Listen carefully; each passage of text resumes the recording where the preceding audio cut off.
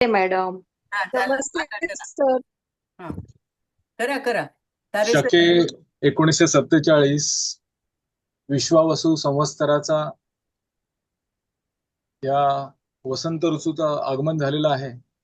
फाल्गुन मासातली शुक्ल चतुर्थी आणि आजचा शनिवार मंद वासरे या निमित्ताने या ज्योतिषशास्त्री अभ्यास वर्गामध्ये संमिलित झालेले आपण सर्व ज्योतिष प्रेमी अभ्यासक या सगळ्यांना माझा सप्रेम नमस्कार. आपले मार्गदर्शक ऋषितुल्य गुरुवर्य श्री दिलीप देवारे सरांना सुद्धा माझं त्रिवार वंदन. या निमित्ताने आपण सर्वजण दीर्घ श्वास घेऊन एकाग्र व्हायचंय आणि प्रार्थनेमध्ये सम्मिलित व्हायचंय. ओम श्री विघ्नहत्रे नमः. ओम श्री शनिश्चराय नमः. नीलांजन समाभासं रविपुत्रं यमाग्रजं छायां मार्तंड संभुतं नमामि शनेश्चरम्. सूर्यपुत्रो दीर्घदेहो विशालाक्ष शिवप्रियः दीर्घचारा प्रसन्नात्मा पीडा हर्तु मे शनिः. एक सुभाषित बोलतोय. आचार कुलमाख्याति देशमाख्याति भाषणं संभ्रमा स्नेहमाख्याति वपुराख्याति भोजनम. आचरण से कुल, भाषा से देश, आदर से प्रेम और भोजन से शरीर की स्थिति पहचानी जाती है. अशा प्रकारे अपने सारे सम्मिलित ज्योतिष प्रेमी साधकों को आपको मेरा समय सुखमय हो और प्रसन्न रहे ऐसी भावना के साथ नमस्कार. जय गजानन. धन्यवाद. धन्यवाद धन्यवाद. कुलकर्णी मॅडम, तृप्ती कुलकर्णी मॅडम, हो सर. स्वागत करा मॅडम तुम्ही. नमस्कार. नमस्ते. सर्वप्रथम आपले आदरणीय गुरुवर्य देवारे सरांना माझा नमस्कार. अगदी आदरपूर्वक माझा सविनय दंडवत त्यांना. सरांनी आपल्यासाठी ज्योतिषशास्त्राचे शास्त्रीचे वर्ग जे उपलब्ध करून दिलेले आहेत ज्याच्यामध्ये आम्हाला कुबल मॅडम अतिशय सुंदर आणि सविस्तर असं मार्गदर्शन करत आहेत. विस्तृत असं त्यांच्याकडे जे काही माध्यम आहे म्हणा किंवा जे काही साहित्य आहे त्याच्यातून आम्हाला बऱ्याच प्रकारे त्या माहिती देत आहेत. तर सरांनी आणि कुबल मॅडमनी हे जे काही आपल्यासाठी चालू केलेलं आहे हा उपक्रम त्याबद्दल मी त्या दोघांचेही मनपूर्वक आभार मानते. आणि सरांच्या वतीने कुबल मॅडमना विनंती करते की त्यांनी आपल्या पुढच्या वर्गाला सुरुवात करावी. धन्यवाद सर. धन्यवाद कुबल मॅडम. धन्यवाद मॅडम, धन्यवाद. सगळ्यांचं स्वागत आहे. करायचं सर सुरू. हा येस करा मॅडम. तर आपल्या तृप्ती कुलकर्णी मॅडम, तुम्ही स्वागत केलं म्हणून सगळ्यात प्रथम तुम्हाला धन्यवाद देते आणि तुमचं पण स्वागत करते आणि तुम्हाला पण नमस्कार धन्यवाद मॅडम. करते. आणि आपले तारे सर हे तर नेहमीच अतिशय सुंदर प्रार्थना श्लोक काय जे काय म्हणता सर तुम्ही, तर तुम्हाला पण खूप खूप धन्यवाद. तुमचं पण स्वागत आणि तुम्हाला पण नमस्कार. आणि धन्यवाद मॅडम. आता आपले अभिषेक ॲस्ट्रॉलॉजिकल अकॅडमीचे सर्वे सर्वा ऋषितुल्य आपले गुरुवर्य श्री दिलीप देवारे सर यांना मी अगदी आपल्या सगळ्यांतर्फे सविनय कोटी कोटी धन्यवाद देते. कोटी कोटी त्यांचं स्वागत पण करते आणि कोटी कोटी साष्टांग दंडवत पण करते सर. आणि तसेच इथे उपस्थित, आता मी प्रत्येकाचं नाव नाही घेत, माझ्यासाठी मी नेहमीच म्हणते जे जे कोणी उपस्थित आहेत आणि नसणारे पण, काही ना काही प्रॉब्लेम असेल म्हणून ते येत नाही, पण युट्यूबला सगळेजण बघतात छान म्हणजे. आणि तर त्यासाठी पण मी सगळ्यांची खूप आभारी पण आहे, सगळ्यांचं स्वागत पण आहे आणि सगळ्यांना सविनय नमस्कार करून आपल्या आजच्या या नक्षत्र सिरीज या क्लासला मी सुरुवात करते. एकच मिनिट. कुलकर्णी मॅडम, तुम्ही मागच्यासारखं म्हणजे शक्यतो सगळ्यांना ऑल म्यूट हो ऑल हो म्यूट हो. करा. म्हणजे आपल्याला कोणालाही मी परत परत सांगते, ऑल म्यूट करण्याचा आमचा हेतू असा काही नाहीये, पण मला मध्ये जे काही माझं फ्लो मध्ये मला द्यायचं असतं ना, तर मध्ये समजा कधी कोणाला ऐकू नाही आलं किंवा कोणी मागं पडलं काहीतरी असं, पण तरी सुद्धा तुम्ही तुमचे काही प्रॉब्लेम असतील तर ते नोट डाऊन करा. आपण शेवटच्या ह्याच्यात हे करू.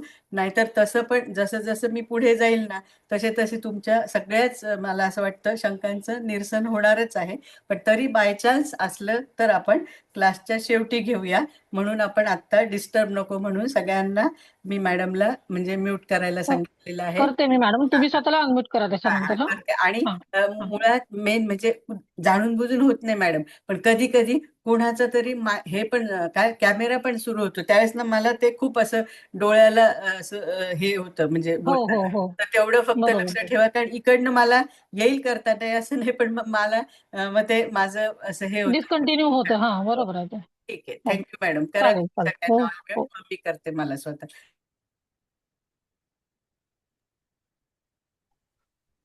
तर करा सर्व मॅडम तुम्ही स्वतःला अनम्यूट. हा हे केलं. तर सर्व देवी देवता, ग्रह, उपग्रह, नक्षत्र, तारे, पंचमहाभूत, कुलदेवता, वास्तुदेवता, मातृपितृदेवता आणि गुरुदेवता सर्वांना सविनय नमस्कार करून आपण आजच्या आपल्या क्लासला सुरुवात करूया. ओम नमः शिवाय. जय श्री कृष्ण, जय श्री राम, जय श्री हनुमान. तर आपण आता नक्षत्र सिरीज मध्ये बरंच मला वाटतं पुढे आलो आहोत.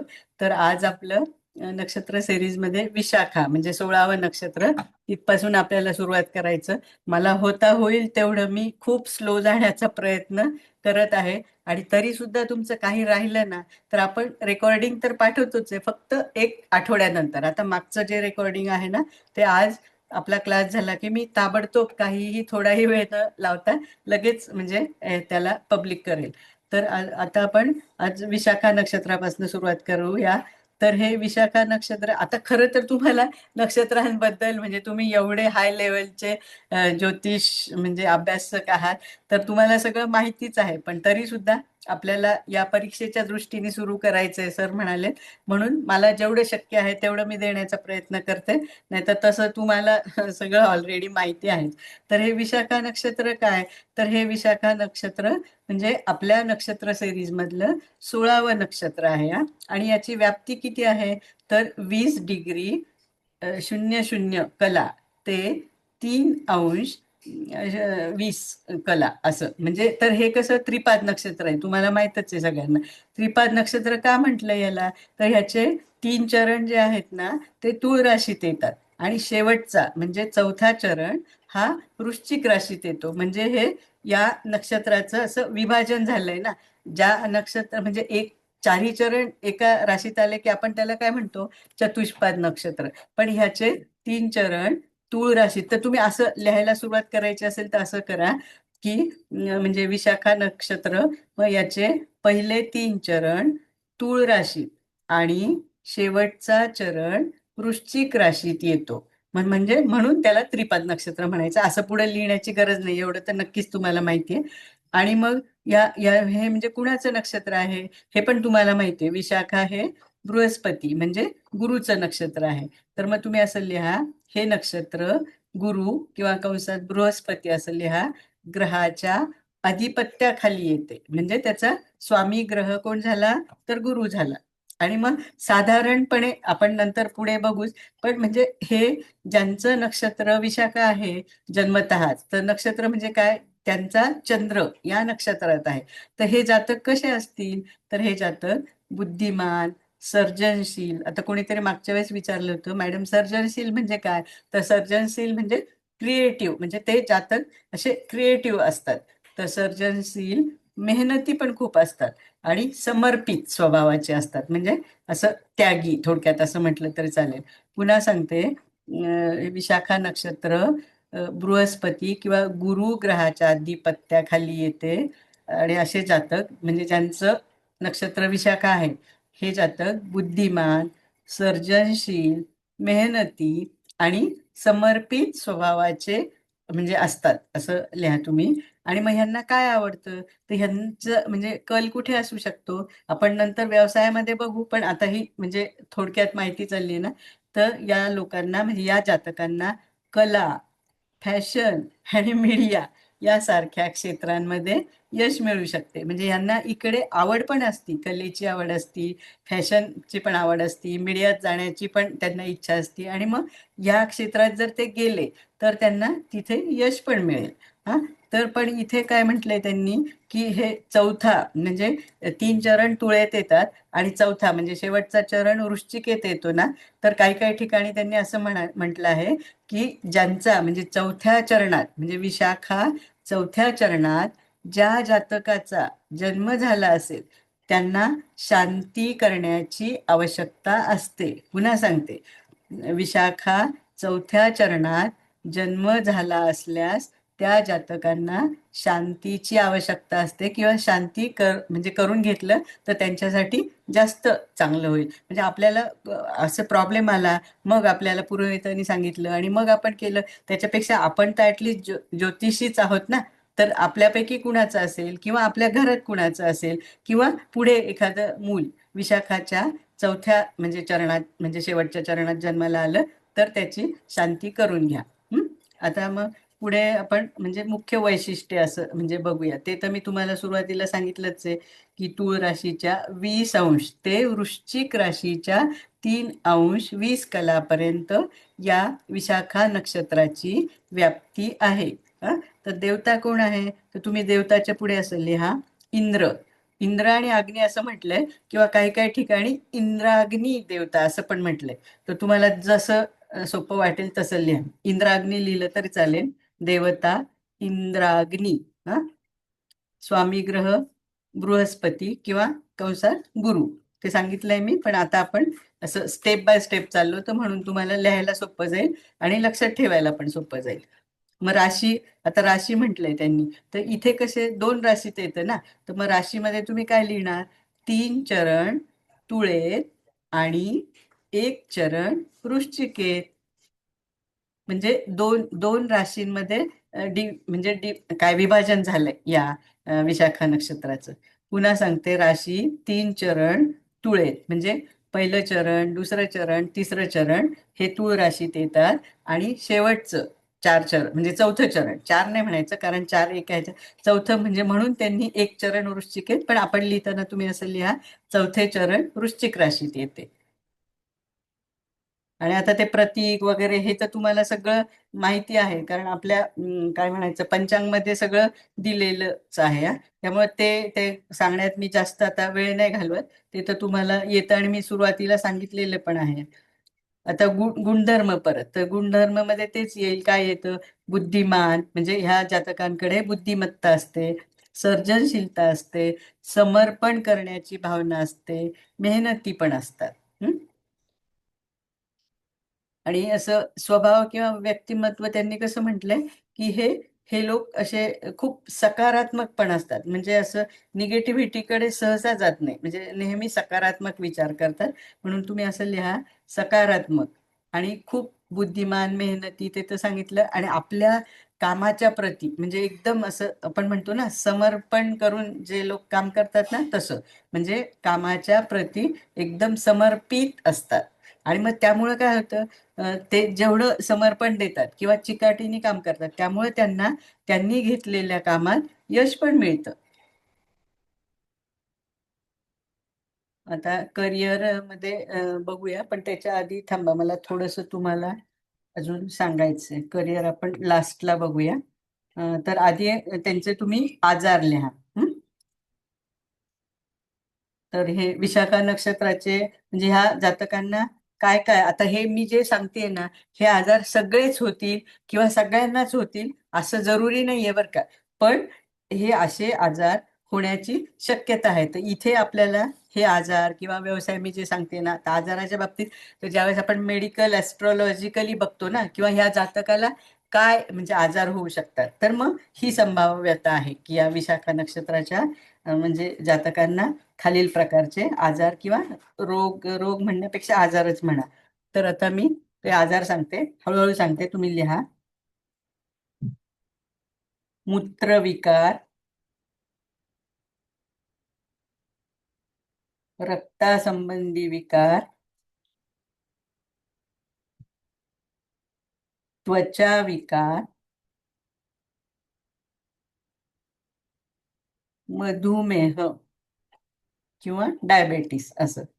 हे मधुमेह आहे असं आपल्याला उलट मराठी अवघड वाटतं बोलायला. त्याच्यानंतर बीपी किंवा रक्तदाब असं लिहा.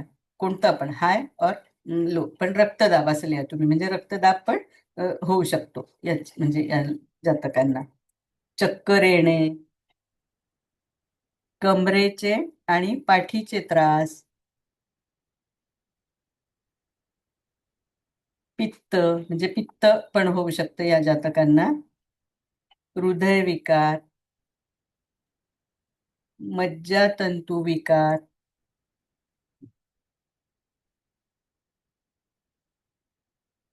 आतड्याचे रोग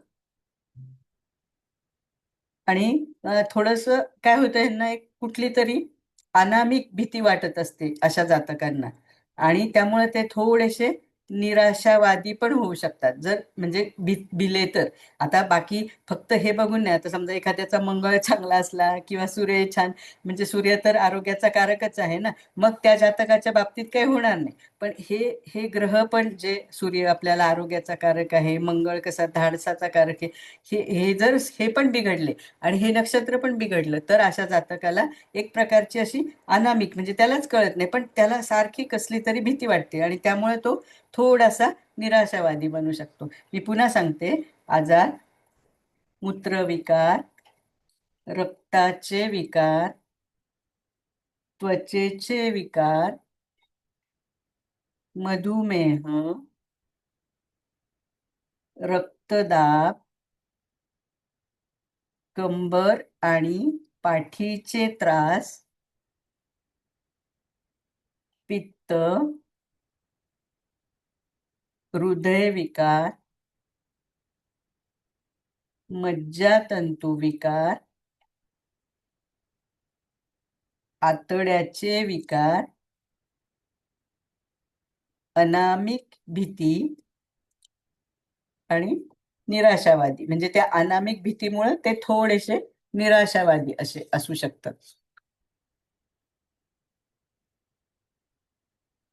आता म्हणजे शिक्षण आणि व्यवसाय म्हणजे असं कुठल्या कुठल्या क्षेत्रात हे लोक यशस्वी पण होऊ शकतात किंवा काय करू शकतात असं. तर तुम्ही असं लिहा शिक्षण व्यवसाय, मग त्याच्या पुढे लिहा बँक, शिक्षक, वकील, शेअर्स, म्हणजे हे शेअर्स असं ते ब्रोकर असतात ना, ते पण या आधिपत्याखाली येतात. मग तुम्ही फक्त असं लिहा शेअर्स. व्यापार पण करू शकतात हा, म्हणून असं लिहा व्यापार. तर साधारण कुठला व्यापार करतील तर टुरिस्ट म्हणजे टूर्स अँड ट्रॅव्हल्स असे पण म्हणजे या पण प्रकारचा व्यापार करू शकतात. सिनेमाचा म्हणजे सिनेमा काढणे किंवा असं. आणि या जातकांना गूढ विषय, आता गूढ विषयात काय येतं, आपलं ज्योतिष शास्त्र पण येतं ना, म्हणजे गूढ विषयात पण त्यांना इंटरेस्ट असतो, म्हणून तुम्ही असं लिहा गूढ विषय. मार्केटिंग छान करू शकतात, मार्केटिंग लिहा. कम्युनिकेशन स्किल चांगलं असतं म्हणून लिहा कम्युनिकेशन. अभियांत्रिकी, टॅक्स खात्यात पण ते म्हणजे चांगले हे होतात, टॅक्स असं लिहा टॅक्स. केमिकलच्या कंपन्या असतात ना, तर ते तिथे पण यांना यश येऊ शकतं म्हणून असं लिहा केमिकल. जमीन, जाहिरात, आणि मी ते मगाशी तुम्हाला वरती सांगितलंच आहे गूढ विषय, तर तेच गूढ विषय म्हणजे ज्योतिष. इथे पुढे ज्योतिष पण आले पण आपण ते गूढ विषय म्हणजे तिथे लिहिलंच आहे ना तुम्ही ज्योतिष शास्त्र असं. रेव्हेन्यू डिपार्टमेंटला असू शकतात, ऍक्टर्स पण असू शकतात. पुन्हा सांगते, बँक, शिक्षक, वकील, शेअर्स, व्यापार, टुरिस्ट, सिनेमा, गूढ विषय कंसात लिहा ज्योतिषशास्त्र, मार्केटिंग, कम्युनिकेशन, अभियांत्रिकी, टॅक्स, केमिकल, जमीन म्हणजे जमिनीचे व्यवहारात पण म्हणजे हे चांगलं असं करतात. जमीन, जाहिरात, रेव्हेन्यू आणि ऍक्टर. तर हे यांचे काय झाले म्हणजे शिक्षण खातं म्हणा किंवा व्यवसाय म्हणजे ह्या क्षेत्रात हे पुढे जाऊ शकतात. थोडक्यात मला असं सांगायचंय हे विशाखा नक्षत्राचे जातक. तर काय करावं म्हणजे कशासाठी वापरले जातं थोडक्यात हे नक्षत्र विशाखा? म्हणजे तुम्ही असं लिहा मुहूर्त काय कशासाठी म्हणजे वापरायचं. तर पुढे लिहा विक्री, स्थावर व्यवहार म्हणजे जमिनीचे व्यवहार थोडक्यात, कर्ज देणे, विहीर खणणे, पेरणी, आणि जर एखाद्या जातकाला संतती नसेल आणि त्याला जर एखादं मूल किंवा मुलगी व्हॉट एव्हर दत्तक घ्यायचं असेल तर ते तुम्ही असं लिहा दत्तक घेणे. म्हणजे हे दत्तक घेण्यासाठी पण हा विशाखा नक्षत्राचा मुहूर्त चांगला आहे. पुन्हा सांगते विक्री, स्थावर व्यवहार, कर्ज देणे, विहीर खणणे, पेरणी आणि दत्तक घेणे किंवा तुम्ही असं लिहा कंसात मूल म्हणजे व्हॉट एव्हर मुलगा मुलगी म्हणजे किंवा मूल दत्तक घेणे असं लिहा. म्हणजे त्याच्यात दोन्ही पण आलं. ज्याला जे हवं असेल तो ते घेऊ शकतो. हं. आता हे म्हणजे दान त्यांनी दान पण सांगितलंय मला. मागच्या वेळेस कोणीतरी विचारलं होतं. समजा मी विसरले ना जरी तरी मी परत परत सांगते हे महाराष्ट्रीय पंचांग आहे. कुणाला मिळालं नसेल तर आणा, कुठे पण मिळतं, अगदी अवेलेबल आहे कुठे पण. तर ह्याच्यात इतकं सुंदर ह्या नक्षत्रांचं म्हणजे छान दिलंय. अगदी नवमाविषासहित नक्षत्र कसं सुरू होतं सगळं सगळं खूप छान दिलंय. तर म्हणजे मला असं वाटतं प्रत्येकच म्हणजे पंचांगामध्ये असेलच पण हे मला जास्त भावलंय महाराष्ट्रीय पंचांग. तर आता दान काय, तर विशाखा नक्षत्राच्या जातकांनी काय दान करायला हवं, तर तांब्याच्या वस्तू, तांब्याच्या वस्तू पण, आणि शक्य झालं तर चांदीची गाय छोटीशी केली तरी चालते.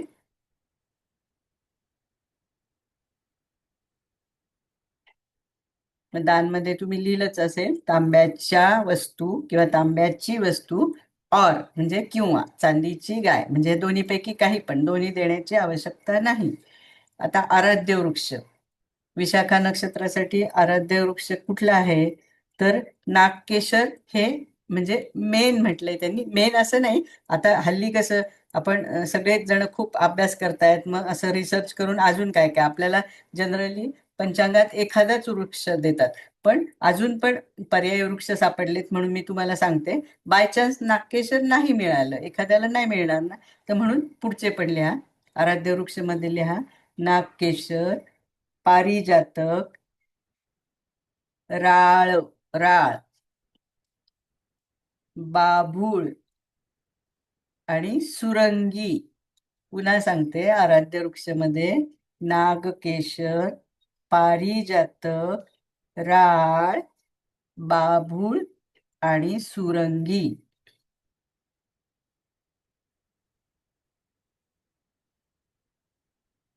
आता उपयुक्त सूचना किंवा आपलं नेहमीप्रमाणे आपण त्याला रेमेडीज म्हणा किंवा काय व्हॉट एव्हर तुम्हाला जे म्हणायचं ते लिहा. आता त्याच्यात पहिलं आहे काय लिहायचं, त्याच्यात पहिलं म्हणजे हे सूचना, तर आराध्य वृक्ष पूजा म्हणजे आराध्य वृक्ष जे मी वरचे सांगितले आहेत ना, तर तुम्हाला जे मिळेल ते तुम्ही कुंडीत आणून जर लावलं तर मग त्या आराध्य वृक्षाची पूजा करायची. हा, आणि पूजा करायची किंवा मुळी जवळ ठेवायची.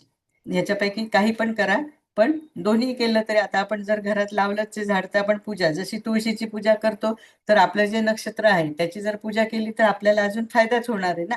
आणि मग त्याची मुळी मुळी पण जवळ ठेवावी. पण ते मुळीचं पुन्हा पुन्हा मी सांगते, तर मोस्टली त्या आता समजा तुम्हाला विशाखाची मुळी ठेवायची, आपल्यापैकी कोणाचं तरी असू शकतं ना विशाखा नक्षत्र, तर ते नक्षत्र एक्झॅक्ट ज्या दिवशी येईल ना तर त्याच दिवशी आदल्या दिवशी त्या झाडाजवळ जाऊन त्याला आमंत्रण द्यायचं आणि मग दुसऱ्या दिवशी ती मुळी काढायची. आणि आपलं जर काही इप्सित असेल किंवा आपल्याला काही हवं आहे किंवा आपलं काही म्हणजे इच्छा आहे तर ती बोलायची आणि ह्याच्यासाठी मी आपली मुळी घेत आहे असं म्हणायचं. चांगला त्यांना नमस्कार करायचा, हळद कुंकू व्हायचं, तांदूळ म्हणजे आपलं हे व्हायचं आणि मग ती मुळी काढून घ्यायची आणि मग ती आपल्या जवळ ठेवायची. थोडीशी लगेच नका ठेवू नाही तर त्याला असं फंगस वगैरे येईल. ती थोडीशी अशी वाळू द्या आणि मग एक तर तायतात घालून हे करा, नाहीतर असं कशात तरी हे करून जवळ म्हणजे पुरुषांनी त्यांच्या त्यांच्या वॉलेटमध्ये ठेवलं, स्त्रियांनी आपल्या पर्समध्ये ठेवलं तरी हरकत नाहीये. आणि मग 2 नंबरची रेमेडी आहे म्हणजे ताम्र म्हणजे तांब्या, तांब्या म्हणजे कॉपर, तांबा, तांबा असं मला म्हणायचंय. तर तांब्याच्या वस्तू किंवा चांदीची गाय हे दान करताना कसं करायचं, जे काय आपल्याला करायचं. आता उदाहरणार्थ मी असं सांगते की मला चांदीची गाय दान करायची त्या दिवशी. काही आहे म्हणजे काही वाटतंय की असं ह्या नक्षत्रामुळं समथिंग काही असं हे होतंय. तर मग काय करायचं, चांदीची जर गाय आणली आपण म्हणजे ह्याच्याकडनं सोनाराकडनं, ती छान व्यवस्थित धुवायची, तिला म्हणजे पूजा करायची आणि मग ती दान द्यायची. आणि शक्यतो हे दान एक तर तुम्ही मंदिरात द्या किंवा असं ब्राह्मणांना दिलेलं जास्त चांगलं असतं. तर पुरोहित असतातच मंदिरात, तर त्यांना द्या. मग तिसरं आहे, हे बघा, हे पण चांगलं आहे बरं का. म्हणजे हे दृष्ट काढण्यासाठी, म्हणजे हे पीठ आहे ना आपलं, कुठलं पण पीठ घ्या तुम्ही, गव्हाचं आपण थोडा वेळ समजूया. तर गव्हाचं पीठ दह्यात कालवायचं, दही घ्यायचं आणि ते पीठ जसं आपण नेहमी कसं दुधात किंवा पाण्यात पीठ कालवून त्याचं असं हे करतो ना, काय तो गोळा, तर म्हणजे तसं फक्त दह्यात करायचं. म्हणजे दही प्लस पीठ असं लिहा. दही अधिक पीठ एकत्र करून त्याचे 3 मुटकुळे करायचे. मुटकुळे तुम्हाला समजतात ना, आपण असं हातात घेऊन ज्यावेळेस आपण ओवाळतो ना एखाद्याला, तर आपण ते करतो ना, म्हणजे वाढदिवस असेल कुणाचा तर आपण ओवाळताना पण बघा ते तेव्हा 2 करतो, पण इथं त्यांनी 3 सांगितले. 3 मुटकुळे करून उतरवायचे, म्हणजे जसे आपण दृष्ट काढतो ना तसं त्या व्यक्तीवरनं म्हणजे उतरवायचे. आणि मग बाहेर पण दक्षिण दिशेला टाकायचं, एवढं लक्षात ठेवायचं. पुन्हा सांगते, हे सगळंच पुन्हा सांगते. आराध्य वृक्ष ची पूजा करायची किंवा मुळी जवळ ठेवायची. 2 नंबरला आहे तांब्याची वस्तू किंवा चांदीची गाय पूजा करून दान करावी. तिसरं आहे दही प्लस म्हणजे अधिक पीठ, म्हणजे दही आणि पीठ एकत्र करून 3 मुटकुळे करायचे त्याचे. आणि ज्या जातकाला दृष्ट लागली आहे त्याच्यावरनं असं उतरवायचं आणि मग बाहेर दक्षिण दिशेला टाकायचं. आता उपासना काय, आता हे हे तुम्ही परत परत नाही, हे खूप सोपं आहे. हे बघा, हे पिठाचं, आणि मी हे का सांगितलं तर म्हणजे तुमचं म्हणणं आहे की दृष्ट काढायचे. आता दृष्ट काढायचे वेगवेगळे प्रकार आहेत, पण आपण आता विशाखा संबंधी बोलत आहोत ना. तर जर त्या जातकाला फार त्याचा काही त्रास होत असेल, आता मोस्टली समजा 4थ्या चरणात त्याचा जन्म आहे, तर मग आपण म्हणतो ना, अरे ह्याला खूप दृष्ट होते सारखी सारखी. मग तुम्ही लक्षात ठेवायचं की ह्याचं नक्षत्र पण विशाखा आहे. मग ज्या दिवशी विशाखा नक्षत्र येईल त्या दिवशी तुम्ही हा जर म्हणजे दही आणि पीठ एकत्र करून ते 3 मुटकुळे करून तुम्हाला मी सांगितलंय ना दृष्ट काढायचे, तर ते त्या दिवशी केलं तर अजून जास्त इफेक्टिव्ह. इतर वेळेस केलं तरी काही फरक नाही पडणार, पण विशाखा नक्षत्र असतानाच आणि त्याच नक्षत्रावर त्रास होत आहे असं जर लक्षात आलं तर तेव्हा केलं तर अजून इफेक्टिव्ह आहे. फक्त ते कुठं टाकायचं काय ते परत सांगते. ते म्हणजे दक्षिणेला, म्हणजे आपण कुठली पण दृष्ट काढली की बाहेरच टाकतो ना, पण हे दक्षिण दिशेला टाकायचं. आता उपासना बघा, उपासना काय करायच्या या जातकांनी, म्हणजे ज्यांचं नक्षत्र विशाखा आहे त्यांनी. तर पहिली उपासना आहे शुक्रवार. म्हणजे शुक्रवारचे उपवास करायचे. तसेच संकष्टी चतुर्थीचे उपवास करावेत. मग तुम्ही असं लिहा, शुक्रवार तसेच संकष्टी चतुर्थी उपवास करावेत.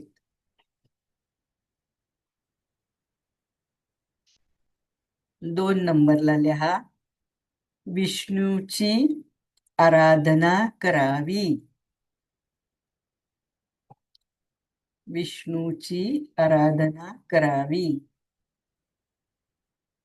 आणि आपण जे वर नक्षत्र मी तुम्हाला म्हणजे हे आराध्य वृक्ष सांगितले ना, इन ऍडिशन टू दॅट त्यांनी असं सांगितलंय की विशाखा नक्षत्र जेव्हा येईल ना, तर विशाखा नक्षत्रावर खजुराचं झाड माहितीये ना, कसं मोठं उंच उंच असतं, कुठेतरी असेल सापडलं तर ठीक आहे, नाहीतर मग हे बाकी नागकेशर, पारिजातक कसली पण मुळी तुम्ही घेऊ शकता.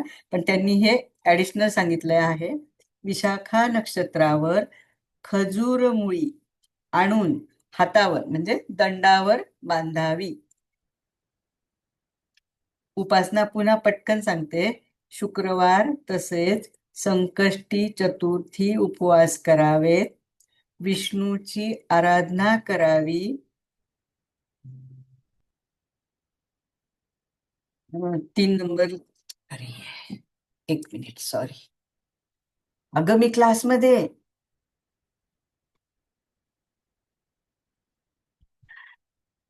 रेखा मावशी, अगं मी क्लासमध्ये आहे. अगं मी क्लासमध्ये क्लासमध्ये. विष्णूची आराधना करावी. तिसऱ्या नंबरला लिहा, विशाखा नक्षत्रावर खजूर मुळी आणून हातावर बांधावी.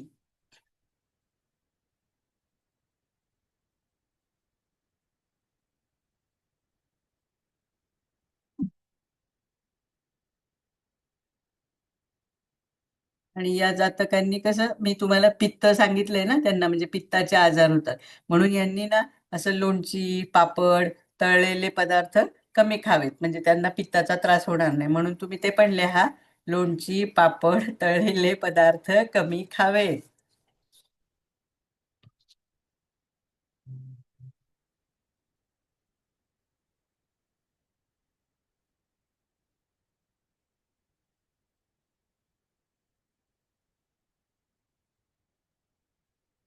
आता या विशाखा नक्षत्रासाठी मंत्र लिहा. पहिला मंत्र आहे ओम विशाखाभ्याम नमः.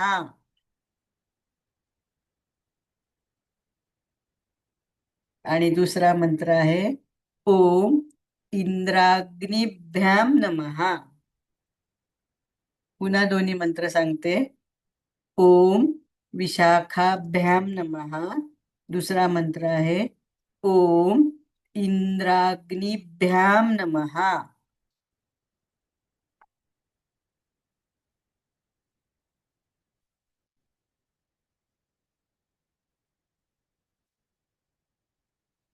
आता आपण पुढचं नक्षत्र घेऊया, अनुराधा.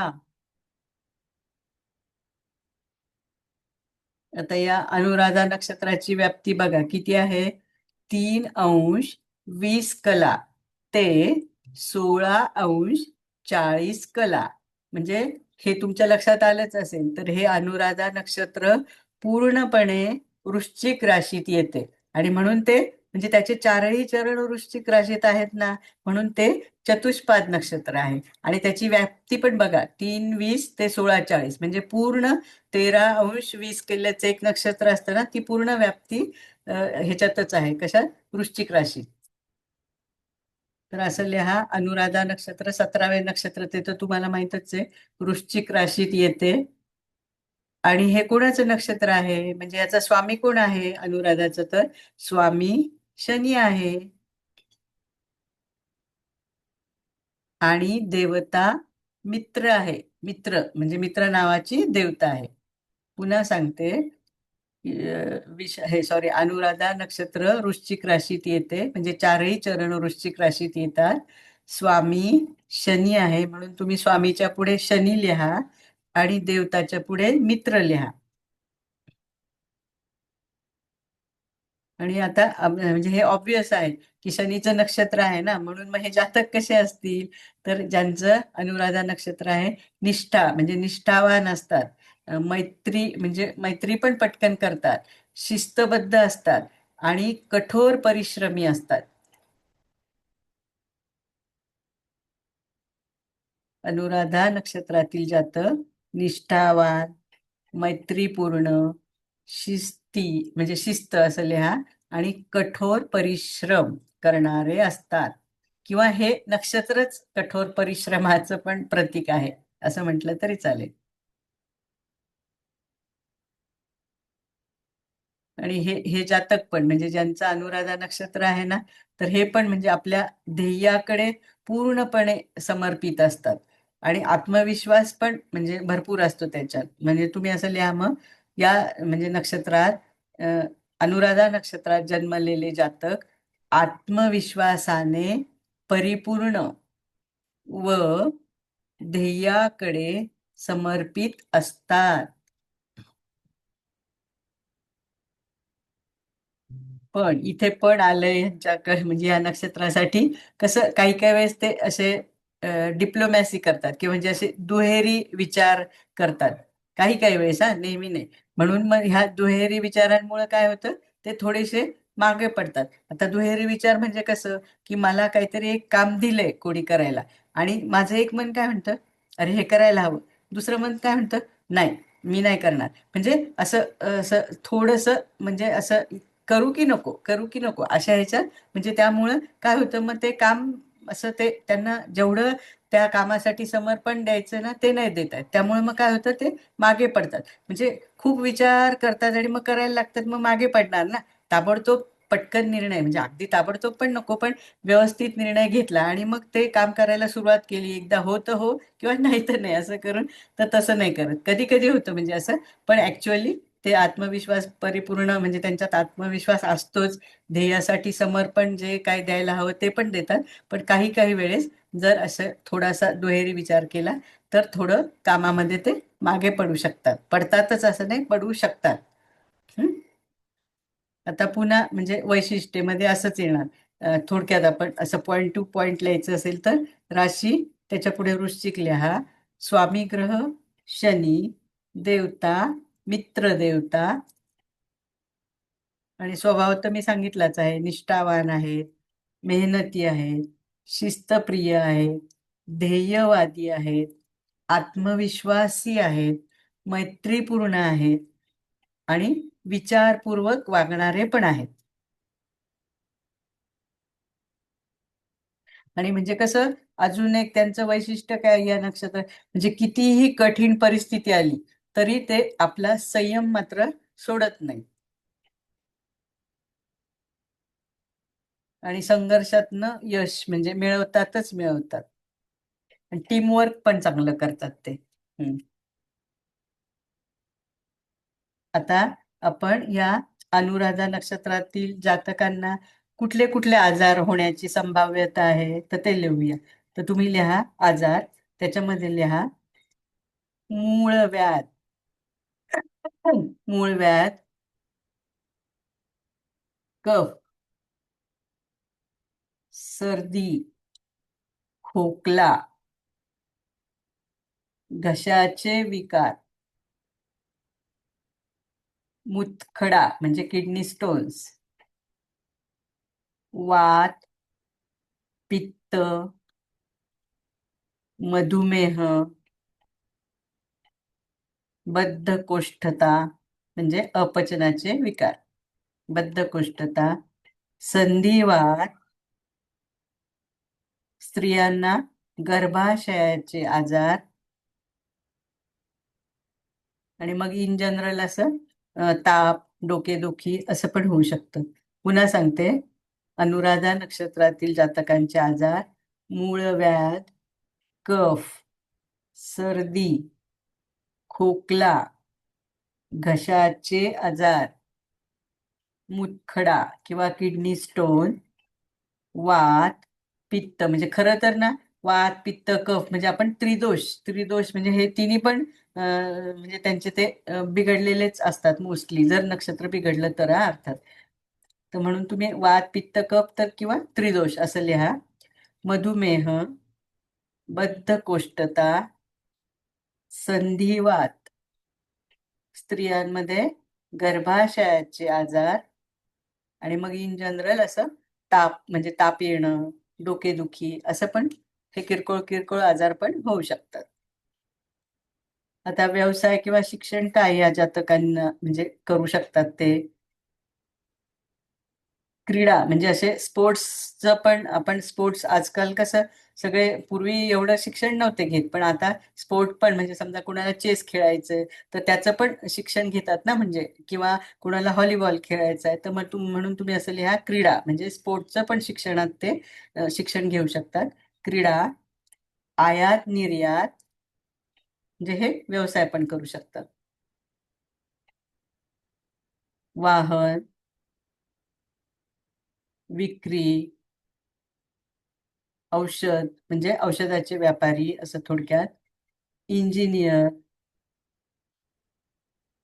इथं त्यांनी वाद्य म्हटलंय पण आपण काय म्हणू शकतो संगीत म्हणजे असं म्युझिक हे पण एक आजकाल म्हणजे हे झालंय ना म्हणजे ते म्हणजे हा पण व्यवसाय कोणी करू शकतं ना. तर असं लिहा वाद्य, डेंटिस्ट, जेलमध्ये नोकरी करणारे. वॉचमन पण असू शकतात बरं का. वॉचमन, प्लंबर, कोळशाच्या खाणीत काम करणारे,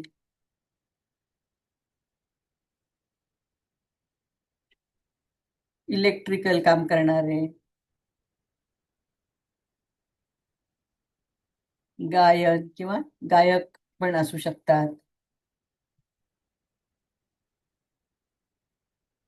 आणि अलंकार, अलंकार असं म्हणजे अलंकार म्हणजे काय, आपले दागदागिने बनवणारे म्हणजे अलंकार.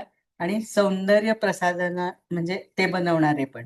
पुन्हा सांगते, अनुराधा नक्षत्रातील जातक म्हणजे कुठल्या क्षेत्रात शिक्षण पण घेऊ शकतो आणि व्यवसाय पण करू शकतो. आता तुम्ही थोडं समजून घ्या, मी जे सांगते ते. क्रीडा, आयात निर्यात, वाहन, विक्री, औषध म्हणजे औषधाचे व्यापारी, इंजिनियर, वाद्य, डेंटिस्ट, जेलमध्ये नोकरी करणारे, वॉचमन, प्लंबर्स, कोळशाच्या खाणीत काम करणारे, विद्युत काम करणारे, गायन, अलंकार आणि सौंदर्य प्रसाधने म्हणजे तयार करणारे लोक. तर आता या म्हणजे हे जे अनुराधा नक्षत्र आहे ना, तर हे कशासाठी वापरायचं किंवा मुहूर्त असं आपण म्हणूया.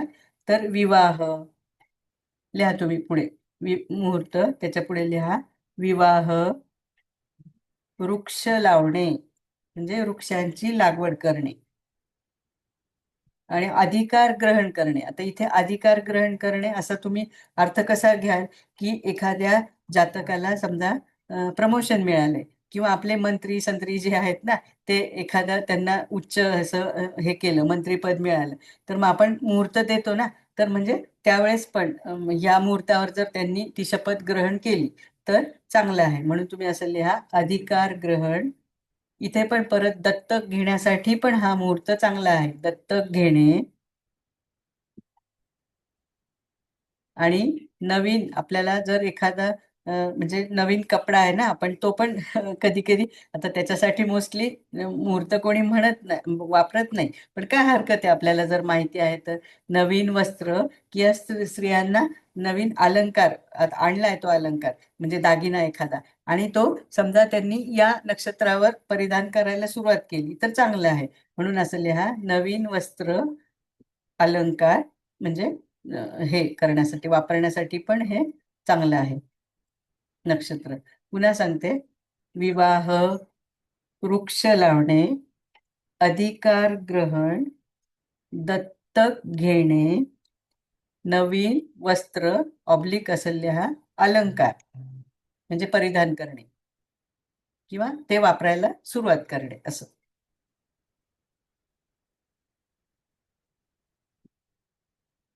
प्रवासासाठी पण चांगला आहे बरं का, बारसे करणे, प्रवास करणे ते पण लिहा, त्याच्यासाठी पण हा मुहूर्त चांगला आहे.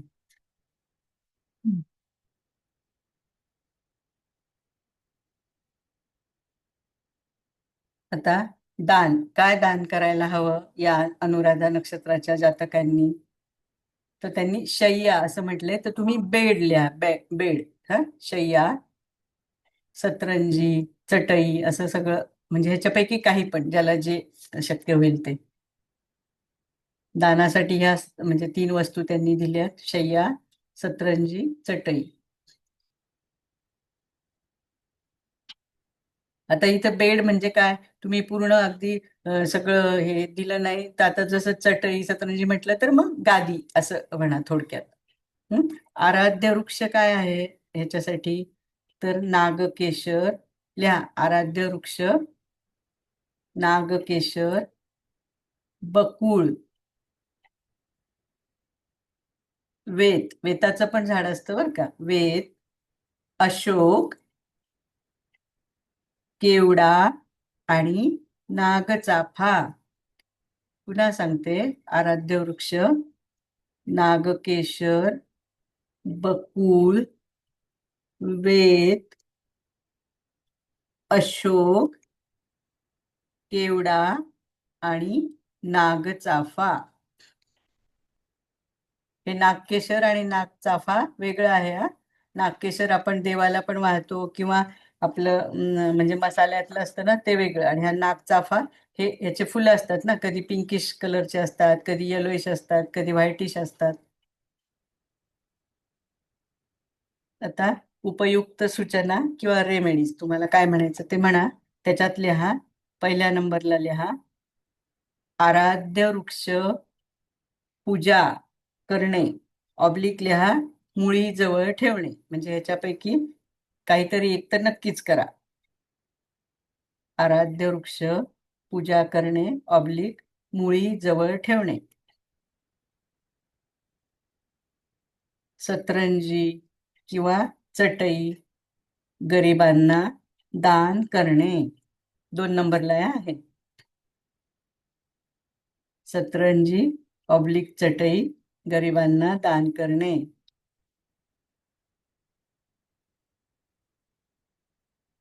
3 नंबरला प्रवासात जाताना काय करायचं, तर गूळ खाऊन प्रवासात जावे. 3 नंबरला लिहा गूळ खाऊन प्रवासात जावे.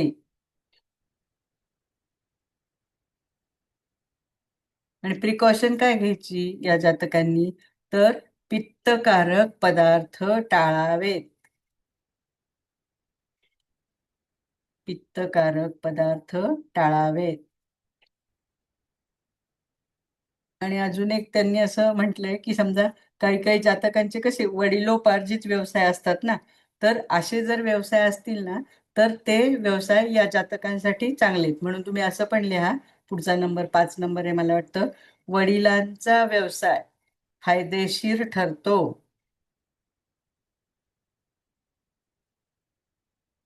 वडिलांचा व्यवसाय फायदेशीर ठरतो. आणि समजा बाय चान्स एखाद्याला व्यवसाय नाही आवडत ना, आपण तर ते ह्याच्यावरनं बघू शकतो ना, आपल्या 10व्या स्थानावरून किंवा 6व्या, म्हणजे हा जातक नोकरी करेल की हे व्यवसाय करेल. तर समजा एखाद्याला नाही आवडत, त्याला नोकरी करायची असेल, पण ती नोकरीसाठी त्यांनी काय करायला हवं, मग नोकरी तो ज्या ठिकाणी जन्मला आहे ना, म्हणजे त्या गावापासून दूर जाऊन त्यांनी नोकरी करावी. मग तुम्ही असं लिहा, नोकरी गावापासून दूर जाऊन करणे, म्हणजे मग त्याला यश मिळू शकतं. आणि हा थोडा ड्रॉबॅक त्यांनी सांगितलंय की हे जे जातक आहेत ना अनुराधा नक्षत्रातले, तर ह्यांना थोडा सट्टा खेळणे, जुगार खेळणे किंवा असं शर्यत लावतात ना, असं जी म्हणजे काय म्हणतात पैंजा, काय म्हणतात पैज पैज, ते पैसे लावून, तर ते तसं मात्र ह्यांनी करायचं नाही, म्हणजे नाही. म्हणून मी तुम्हाला परत सांगते की सट्टा, जुगार किंवा शर्यत किंवा असं कंसातल्या पैज लावू नये, म्हणजे नाहीच लावू. ते त्यांनी म्हटलं तिथं सावधानता बाळगावी, पण माझ्या मते या असल्या गोष्टी त्यांनी नाहीच करायच्या.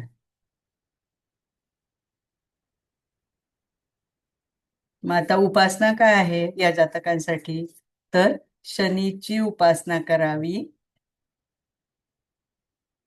आणि 2 नंबरला लिहा शनिवारी उडीद डाळ, किंवा अख्खे उडीद काळे काळ्या रंगाचे असतात ना, असं दोन्हीपैकी काही पण चालले, उडीद किंवा ऑब्लिक लिहा उडीद डाळ. पुढे लिहा जुने वस्त्र आणि शय्या दान करावे. पुन्हा सांगते, उपासनामध्ये शनी उपासना करावी.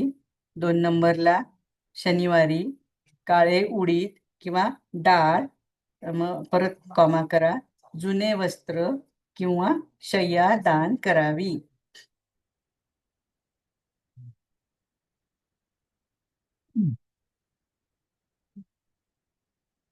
आता मंत्र लिहून घ्या. असे मंत्र भरपूर आहेत, पण मी जे मेन मेन आहेत ना तुम्हाला, की आपण सगळेजण असं इझिली करू शकतो, मग म्हणून ते मी असे 1 2 कधी कधी 3 मला मिळाले तर ते पण देते. तर आता पहिला मंत्र लिहा ओम अनुराधाभ्याम नमः. दुसरा आहे ओम मित्राय नमः. दोन्ही मंत्र पुन्हा सांगते, ओम अनुराधाभ्याम नमः आणि दुसरा ओम मित्राय नमः.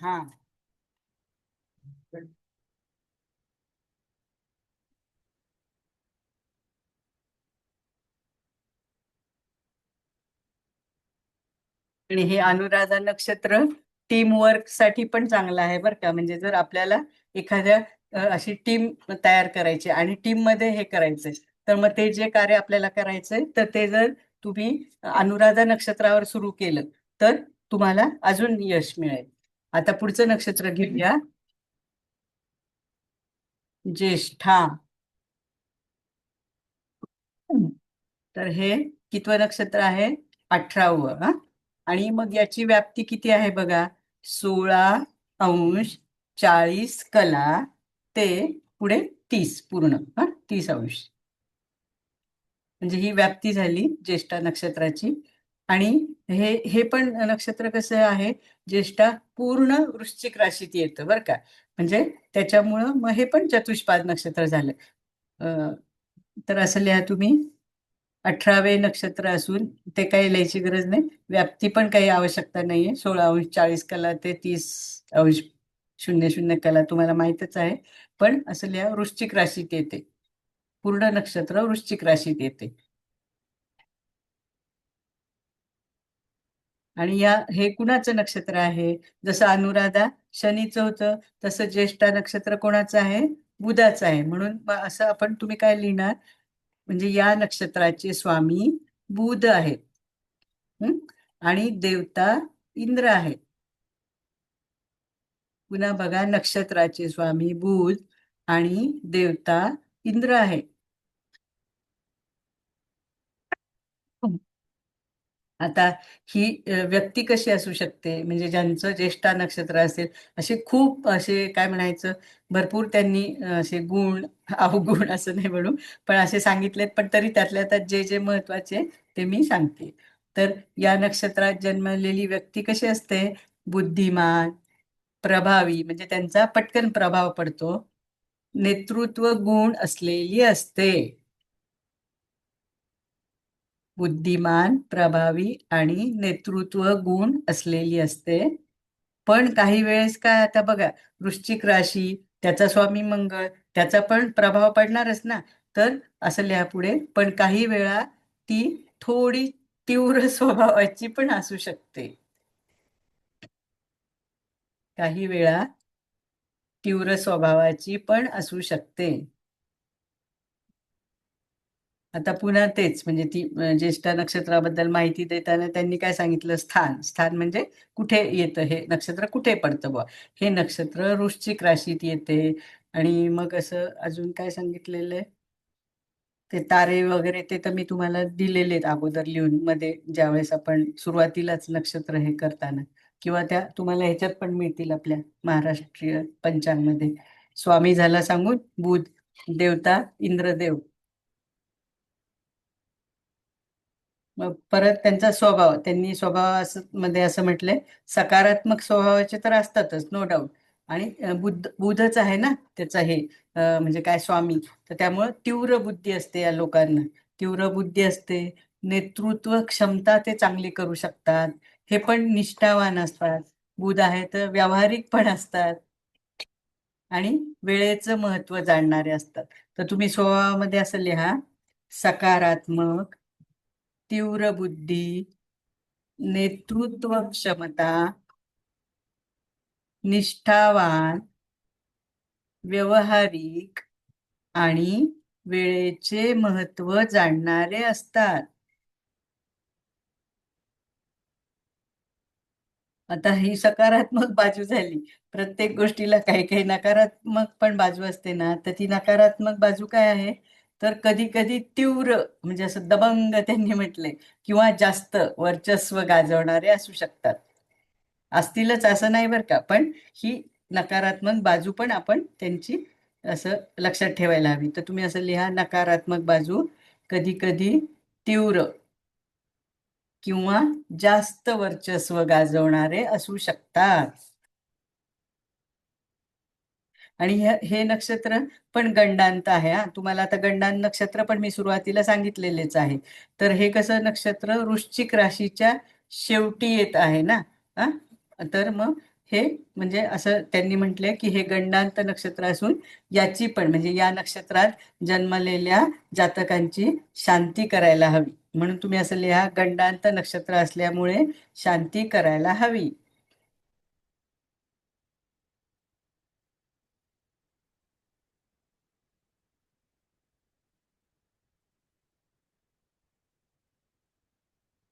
आणि त्यांनी असं म्हणजे ह्या जातकांचं असं महत्व काय आहे बुवा, ज्येष्ठा नक्षत्रात जन्मलेल्या, हे ज्येष्ठा नक्षत्र आहे म्हणून तुम्ही त्याला फार बायकॉट करायचं असं नाही करायचं. प्रत्येक नक्षत्राला पॉझिटिव्ह निगेटिव्ह बाजू आहे, तर त्या सगळ्यांचा विचार करायचा.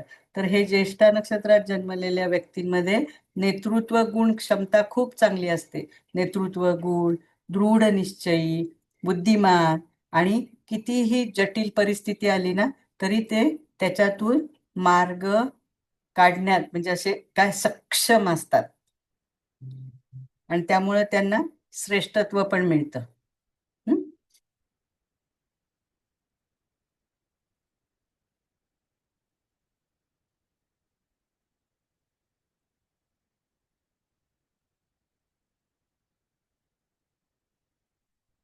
आता लिहा या ज्येष्ठा नक्षत्राचे आजार लिहा तुम्ही.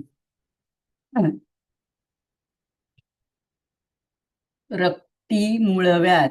आता हे मूळव्याधचे वेगवेगळे असे प्रकार असतात ना. आता ही मेडिकल साईड झाली, पण काही काही लोकांना फक्त रक्तच पडतं, तर म्हणून हे रक्ती मूळव्याध असं लिहा.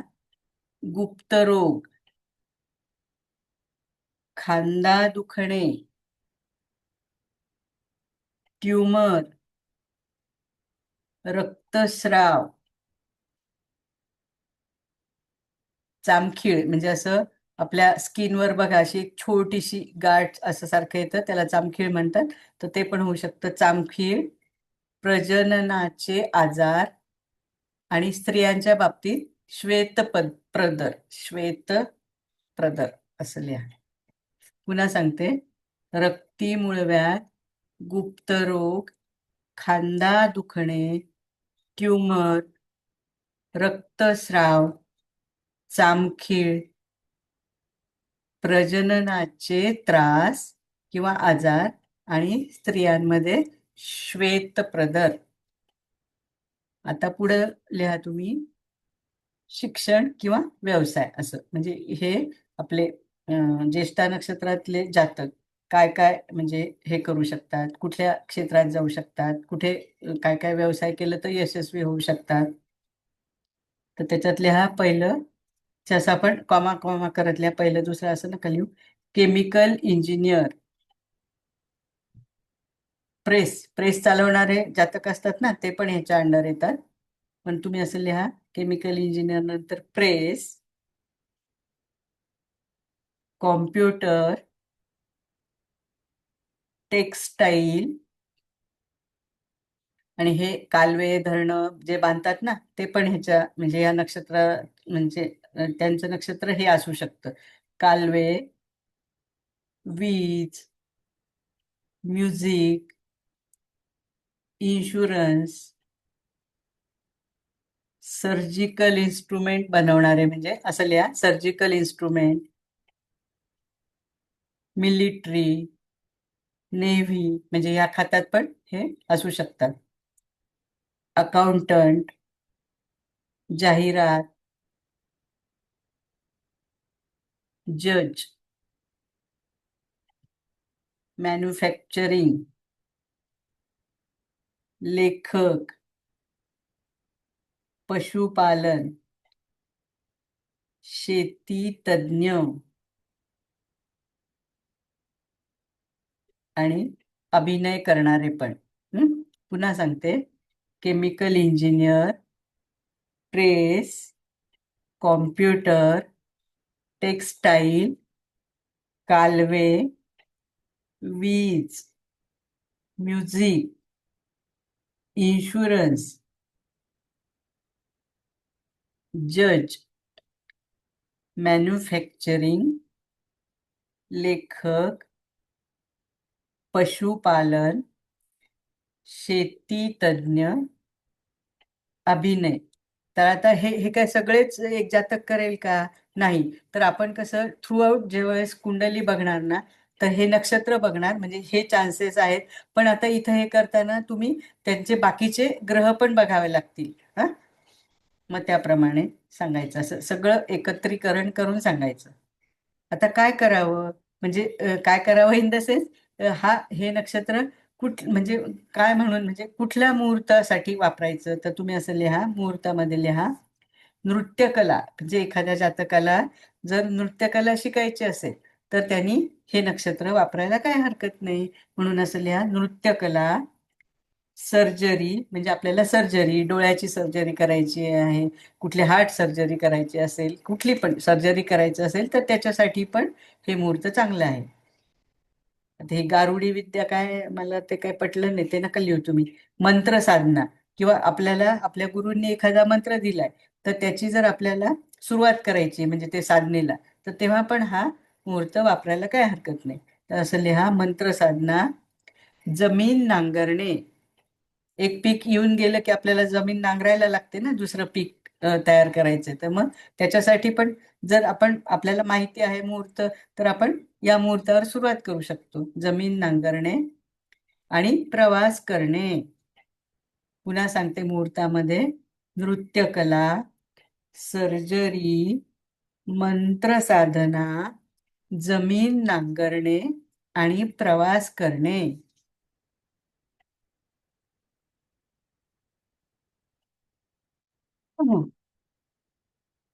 आता दान काय द्यायचं, तर पादत्राणे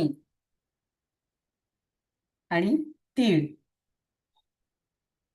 असं लिहा, दानामध्ये लिहा पादत्राणे आणि तीळ. आता पादत्राणे म्हणजे काय, चपला. पूर्वी कसं ते साधूंना वगैरे ते काय द्यायचं मला नाही माहिती त्याचं नाव, त्या लाकडी चपला असायच्या. तर आता आपण इथं खडावा. हा, खडावा, खडावा, येस, थँक्यू. तर आता आपण तसं नाही, तर आपण पादत्राणामध्ये कोणी शूज घालत असेल तर त्याला शूज द्या, कोणी चप्पल घालत असेल तर चप्पल द्या, पण द्या. आणि तीळ पण चालतात. हा, आता आराध्य वृक्ष लिहा, सांबर, श्यामली, कडुनिंब, फणस, आघाडा, देवबाभूळ आणि देवदार. पुन्हा सांगते, आराध्य वृक्ष, सांबर, श्यामली, कडुनिंब, फणस, आघाडा, देवबाभूळ आणि देवदार. आता हे यांनी सगळे पर्यायी वगैरे असे वृक्ष सांगितले. आता ह्याच्यातले कसे बघा ना, ते सांबर वगैरे तर आपल्याला काय माहित नाही. कडुलिंबाचं झाड लावलं तर ते फार मोठं होईल. आता एवढाले मोठाले झाड आपण नाही लावू शकत ना. तर मग फणस पण मोठं होईल. पण आघाडा कसा छोटा असतो ना, तर तुम्ही एखाद्या कुंडीत अगदी इझिली लावू शकतात आणि त्याची मुळी घ्यायला पण खूप सोपं आहे. म्हणजे असं, आता मी जरी हे सगळे वृक्ष तुम्हाला सांगतेय, तर हे सगळेच तुम्ही हे करायला पाहिजे नाही. तुम्हाला जे जमेल त्यातलं ह्याच्यातलं कुठलं पण ते तेवढाच इफेक्ट देणार, एवढं मात्र नक्की. हं?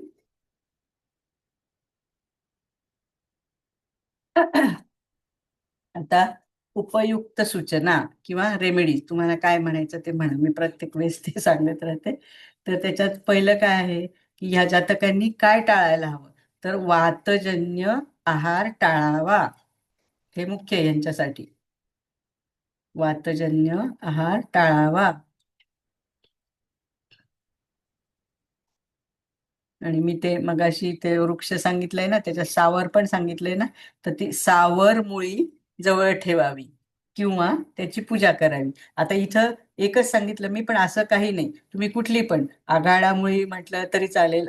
मग हे तुम्ही जरा समजून घ्या, कारण मी तुम्हाला ते वृक्ष सगळे सांगितलेले आहेत ना पर्यायी. पण इथं त्यांनी असं दिलंय, सावर मुळी जवळ ठेवावी, तर त्यांनी सावर वृक्ष म्हणजे मुख्य घेतला ना, म्हणून.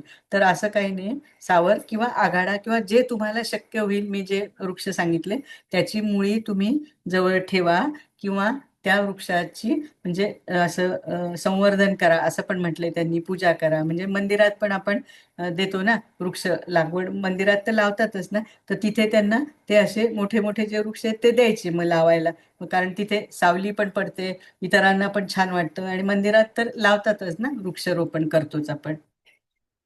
मग तिसरं पादत्राण म्हणजे पादत्राणे किंवा तीळ, एक कुठलं पण एक करा, दान करावे. मग पुढचं आहे महादेवाच्या मंदिरात तेलाचा दिवा लावावा. आता काही काही वेळेस आपण तुपाचा सांगतो, काही काही वेळेस तर इथं ह्या नक्षत्रासाठी त्यांनी तेलाचा सांगितलाय. महादेवाच्या मंदिरात तेलाचा दिवा लावावा. तर तुम्ही म्हणाल कुठल्या तेलाचा लावायचं, तर तुमच्याकडे जे अवेलेबल असेल ते, किंवा शक्यतो आपण तिळाचं तेल वापरतो म्हणजे असं दिवा लावताना, किंवा कधी कधी मोहरीचं पण वापरतो, पण तिळाचं द बेस्ट आहे. कारण नाहीतरी त्यांनी तीळ पण इथे दान करायला सांगितले. तर तुम्ही जर महादेवाच्या मंदिरात जाऊन तिळाच्या तेलाचा दिवा लावला तर तुमचे दोन्ही पण कामं होतील. प्रवास कसा करायचा, तर दही खाऊन प्रवास करावा.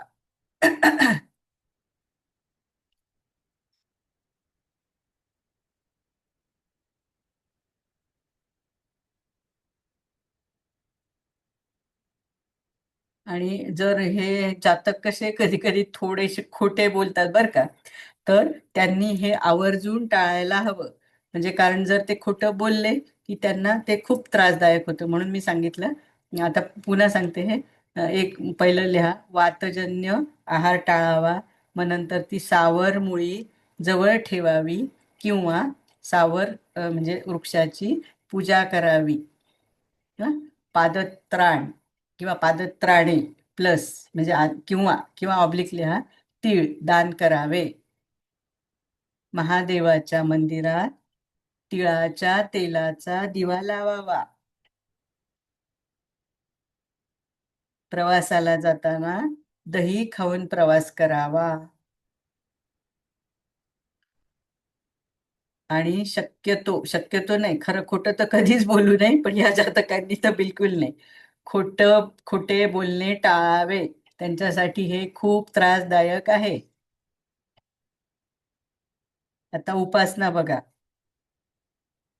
कोणाकोणाची उपासना करायला हवी या जातकांनी, तर म्हणजे काय काय उपासना, तर विष्णू सहस्रनाम वाचावे किंवा ऐकावे. तर लिहा तुम्ही, विष्णू सहस्रनाम ऐकावे किंवा वाचावे, काही पण केलं तरी चालेल. नंतर लिहा, एकादशीचा उपवास करावा.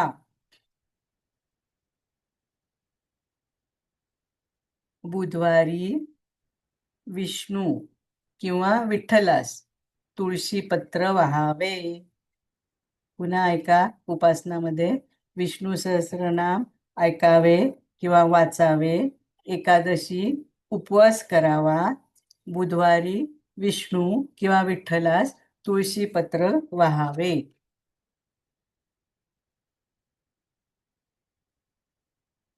आता या ज्येष्ठा नक्षत्रासाठी मंत्र लिहा.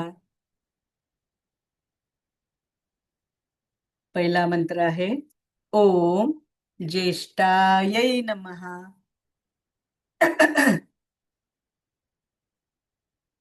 दुसरा आहे ओम इंद्राय नमः. पुन्हा सांगते, पहिला ओम ज्येष्ठायै नमः, दुसरा ओम इंद्राय नमः.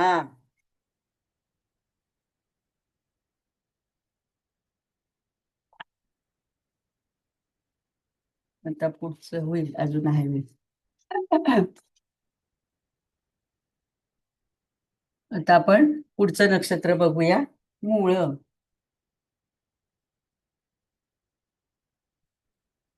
तर मग हे मूळ नक्षत्र किती आहे आपल्या नक्षत्र सिरीज मध्ये, 19वा नक्षत्र आहे हा.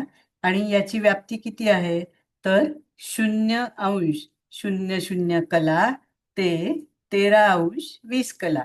आणि हे मूळ नक्षत्र चतुष्पाद नक्षत्र आहे, कारण याचे 4ही चरण ह्याच्यात येतात. कुठल्या राशीत येतात, धनु राशीत येतात. बरोबर आहे ना? आणि हे पण गंडमूल नक्षत्रांपैकी एक आहे. त्यामुळं याची म्हणजे म्हणजे या नक्षत्रावर जन्मलेल्या जातकांची जनन शांती किंवा ती शांती पूजा करायची असते.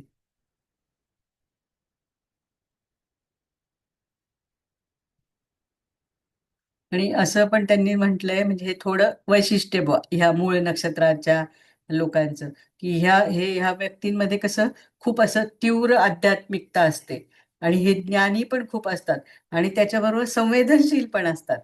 म्हणजे हे गुण असे प्रकर्षाने जाणवतात या लोकांमध्ये. कोणत्या? मूळ नक्षत्रांमध्ये तीव्र आध्यात्मिक, ज्ञानी आणि संवेदनशील असतात. आपण म्हणजे मूळ नक्षत्रावर जन्म कसं आपण म्हणजे असं चांगला नाही असं, म्हणजे एक पूर्वी खूपच असं ह्या गंडमूल नक्षत्रांचं फार बाऊ केला जात होता. पण अजिबात असं नाहीये की शांती वगैरे करणं योग्य आहे, करायला पण हवं. पण म्हणून हे जातक पुढे जात नाही किंवा असे काही मोठे होत नाही असं काहीही भाग नाहीये. म्हणजे एकदम त्या नक्षत्रांना टाकून नाही द्यायचं कोणत्याच नक्षत्राला. फक्त कसं म्हणजे थोडेसे हे काही गंडमूल नक्षत्र आहेत ना, तर ह्या लोकांचं जीवन संघर्षमय नो डाऊट असतंच. असं नाही, इतरांच्या पेक्षा थोडं संघर्ष यांना करावाच लागतो. आता ह्या मूळ नक्षत्राच्या जातकांना केव्हा? तर बालपणी त्यांना म्हणजे त्यांचे जीवन थोडे संघर्षमय असू शकते. हे तुम्ही लिहू नका. मी थोडीशी आपली माहिती सांगते. लिहायचं तर लिहा पण. आणि म्हणून तर मग ह्यांची शांती पूजा सांगितलेलीच आहे ना त्यांनी ह्या गंडमूळ नक्षत्रांची. तर ह्याला पण करायला हवी आहे, मूळ नक्षत्राला पण.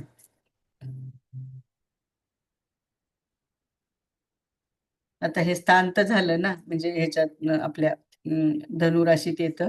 तर मग ह्या मूळ नक्षत्राची देवता कोण आहे? तर नैऋत्य आहे. हा, आणि मग ते पण सांगितलं मी, गंडमूळ नक्षत्र असल्यामुळं काय करायचं त्याला, म्हणजे त्यांची शांती करायला हवी.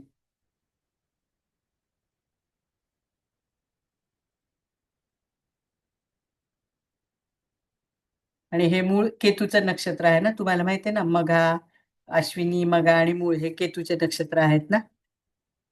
म्हणजे स्वामी केतू येईल थोडक्यात, असं मला म्हणायचंय. आता आपण पुढे जाऊया. हे म्हणजे काय, आजार, या जातकांना आजार काय होतील, किंवा त्याच्या अगोदर तुम्ही त्यांचा स्वभाव पण थोडा तुम्हाला लिहायचं तर लिहा. म्हणजे सकारात्मक काय आहे या जातकांकडे? हे विचारशील आहेत, संवेदनशील मी सांगितलंच आहे, आध्यात्मिक असतातच, ज्ञानी आहे, स्वावलंबी पण आहे आणि अजून त्यांचा एक गुण समाजासाठी झटणारे पण आहेत.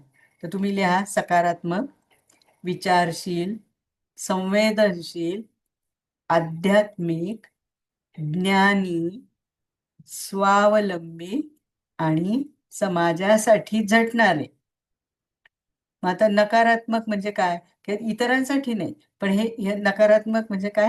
तर मी मगाशी सांगितलं ना तुम्हाला, की बालपणी म्हणजे ह्यांचं जीवन कसं संघर्षमय असू शकते. म्हणजे असं लिहा तुम्ही, बालपण संघर्षमय असू शकते. आणि म्हणजे ते संघर्ष कशा कशासाठी संघर्ष करावा लागू शकतो? वेगवेगळ्या प्रकारे ना. सारखं सारखं घर बदलणे, म्हणजे मग तुम्ही असं लिहा, त्यात असं संघर्ष पुढे असं लिहा, घर बदल, म्हणजे सारखं असं वडिलांची असं धरा की नोकरी करणारे वडील असतील तर इकडून तिकडे जा, तिकडून तिकडे, म्हणजे घर बदलावं लागतं की नाही? तर मग असं लिहा, घर बदल. किंवा त्या जातकाला स्वतःला आरोग्याच्या समस्या किंवा त्यांच्या कुटुंबात काहीतरी तणाव येऊ शकतो.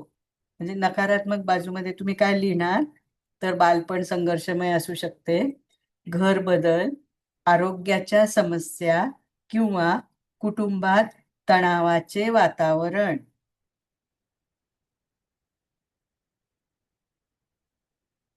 आणि अजून ह्यांना एक असं काय म्हणायचं, एक अदृश्य शक्ती टाईप असं पण ह्यांच्याकडे गुण आहे. तर तुम्ही असं लिहा, अशा व्यक्तींमध्ये अदृश्य गोष्टी जाणण्याची आणि जलद निर्णय घेण्याची क्षमता असते. आता अदृश्य म्हणजे काय, अगदीच हे नाही, पण जे असं सामान्य लोकांना नाही पटकन आकलन होत, पण ह्यांना ते पटकन होतं. म्हणून असं लिहायचं, अशा व्यक्तींमध्ये अदृश्य गोष्टी जाणण्याची आणि जलद निर्णय घेण्याची क्षमता असते.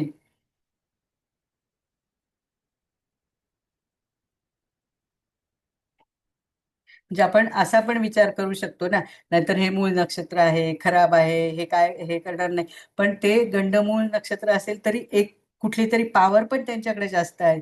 जशी मघावाल्यांना म्हणजे आपण म्हणतो ना, तर मघाचे तर तुम्ही ते सगळे सूक्ष्म बघा आणि करिअरसाठी ते किती म्हणजे हे सगळे नक्षत्र चांगले आहे. म्हणजे हे लोक करिअर ओरिएंटेड असतातच असतात. आता हे लिहा या म्हणजे नक्षत्राचे आजार. तर ह्यांना काय काय प्रकारचे आजार होऊ शकतात? तर त्याच्यात लिहा पोटाचे आजार, मूळव्याध, कापणे, भाजणे, हाड दुखणे, मोडणे,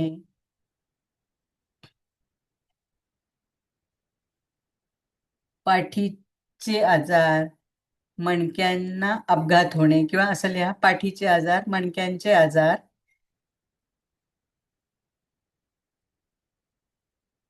अग्निभय, त्याच्यानंतर अपेंडिक्स, कॅन्सर,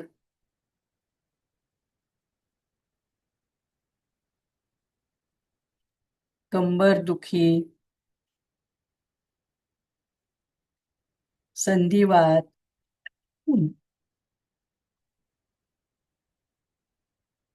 ब्लड प्रेशर आणि शेवटी लिहा मतिभ्रंश.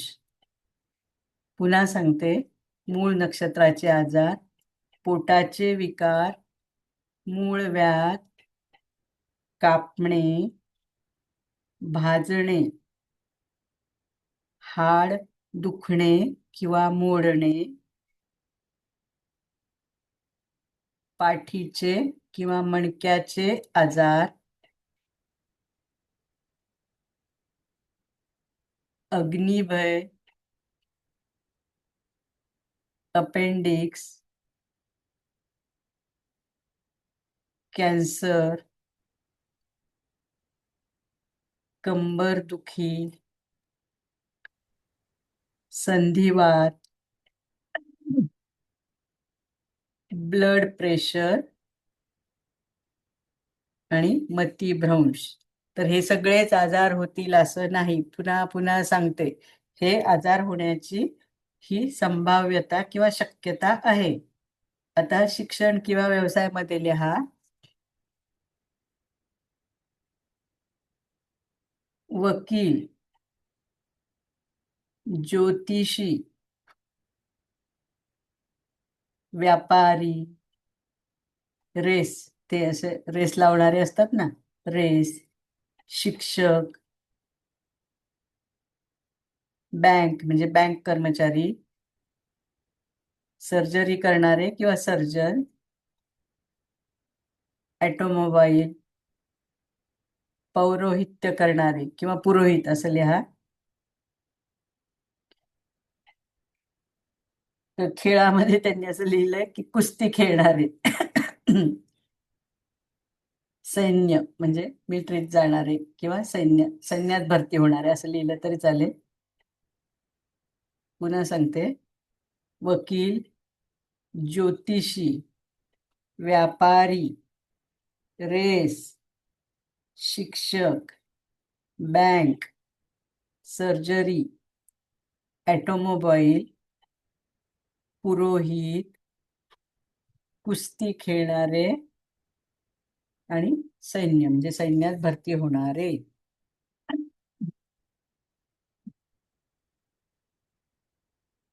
आता काय करावे म्हणजे या जातकांनी काय करायला हवं म्हणजे मुहूर्त. तर सगळ्या शुभ कार्यांसाठी ते म्हणतात चांगले हे नक्षत्र असं लिहायचं. शुभ कार्य त्याच्यात त्यांनी विवाह पण दिलाय. विवाह, विहीर खोदणे, मंत्र साधना करणे,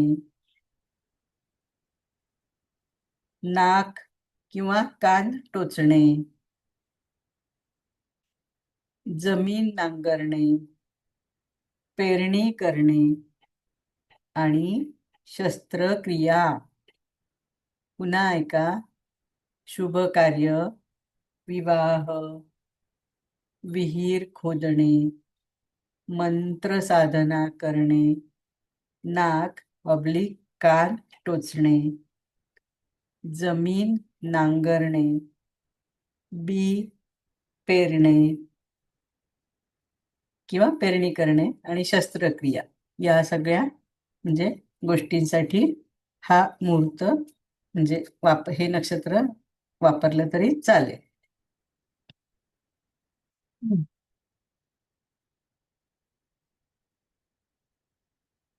आता हे दान काय म्हटलंय त्यांनी बघा, म्हणजे लोखंड पण म्हणजे लोखंडाचे दान करावे असं लिहा.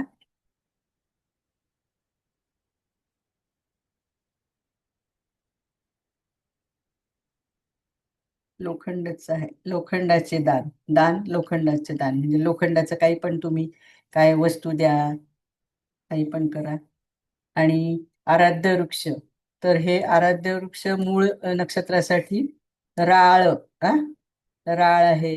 रुई, रुई माहितीये ना तुम्हाला, आपण ती रुईची माळ घालतो ना शनिवारी मारुतीला, पांढऱ्या रुईची किंवा त्या जांभळ्या रंगाची फुलं येतात रुईला त्याची. तर राळ, रुई, देव बाभूळ, आणि हे काय मलाच नाही माहिती, साल, साल नावाचं वृक्ष आहे पण त्यांनी दिलंय, तुम्ही लिहा. साल, वेत म्हणजे वेताचं तर माहिती आपल्याला. पुन्हा बघा आराध्य वृक्षामध्ये राळ, रुई, देवबाभूळ किंवा ते साल आणि वेत असं. तर ह्याच्यातलं मला असं वाटतं आपल्याला रुई जास्त म्हणजे ओळखीचं आहे, म्हणजे कुठे पण मिळेल त्याची. हे मुळी पाहिजे असेल तर ती पण मिळेल, किंवा आपण कुंडीत पण लावू शकतो त्याला. मोठं झालं की परत मंदिरात देऊन टाकायचं, दुसरं आणायचं.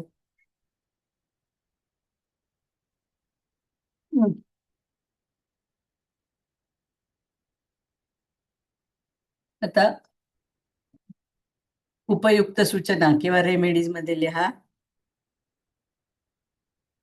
म्हणजे ज्यांचं हे मूळ नक्षत्र असेल त्यांनी घराच्या दक्षिणेस पिंपळ किंवा पूर्वेस वडाचा वृक्ष लावावा असं त्यांनी म्हटले.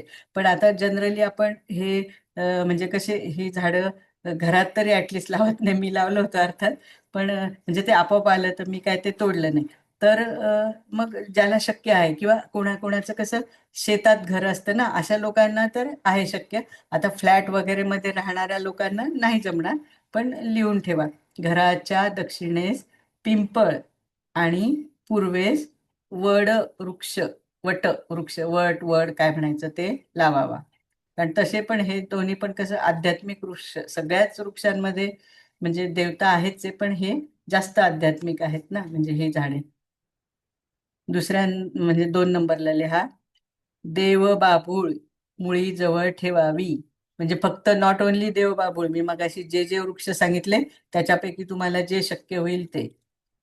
रुईची पण चालेल. देव बाभूळ ऑब्लिक लिहा, रुई मुळी जवळ ठेवावी. आता हे कंदमुळ जास्त खरं मिळत नाही. पूर्वी आमच्या लहानपणी तर मिळायचे, आता गावाकडे मिळत असतील तर नाही माहिती. तर म्हणजे त्यांनी काय म्हटलंय की प्रवासात जाताना कंदमूळ खाऊन प्रवास करावा. तर तुम्ही लिहायला काय हरकत नाहीये, कंदमूळ खाऊन प्रवास करावा.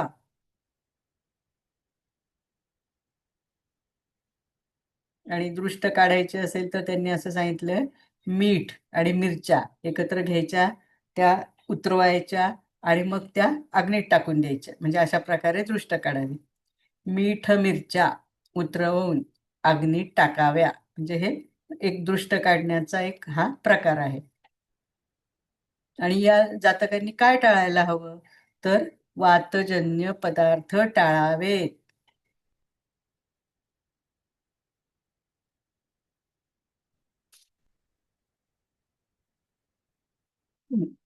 उपासना काय करायची हे परत सांगते पटपट. म्हणजे रेमेडीज मध्ये घराच्या दक्षिणेस पिंपळ आणि पूर्वेस वड किंवा वटवृक्ष लावावा. देवबाभूळ किंवा रुईची मुळी जवळ ठेवावी. कंदमूळ भक्षण करून म्हणजे कंदमूळ खाऊन प्रवास करावा. मीठ मिरच्या उतरवून अग्नीत टाकाव्यात आणि हे पण महत्वाचं आहे, वातजन्य पदार्थ टाळावेत. आता उपासना त्यांनी सांगितली आहे, शिव उपासना करावी आणि 2 नंबरला शिवलीलामृत वाचावे. ह्याच्यापैकी जे जमेल ते करा. शिव उपासना करावी किंवा शिवलीलामृत वाचावे. म्हणजे मोस्टली ह्या नक्षत्रासाठी शिवाची उपासना जास्त जरुरी आहे.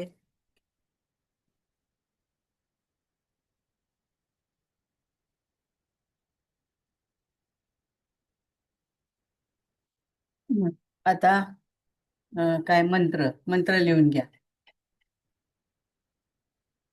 पहिला मंत्र लिहा, ओम मुलायै नमः. मूळ आहे ना, मुळायै नाही म्हणायचं, मुलायै नमः. किंवा दुसरा आहे, ओम नैऋत्यये नमः. तिसरा पण सांगितलाय, ओम ह्रीम केतवे नमः. मला वाटतं हा जास्त सोपा आहे, पण ठीक आहे, पुन्हा सांगते. ओम मुलायै नमः, दुसरा ओम नैऋत्यये नमः आणि तिसरा ओम ह्रीम केतवे नमः.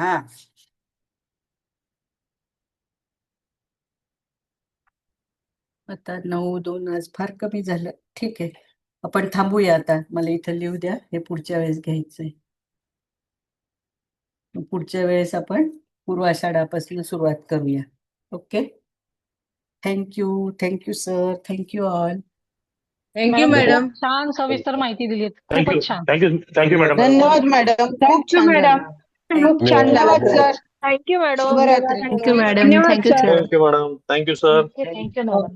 Thank you madam. Thank you sir. Thank you. Madam, छान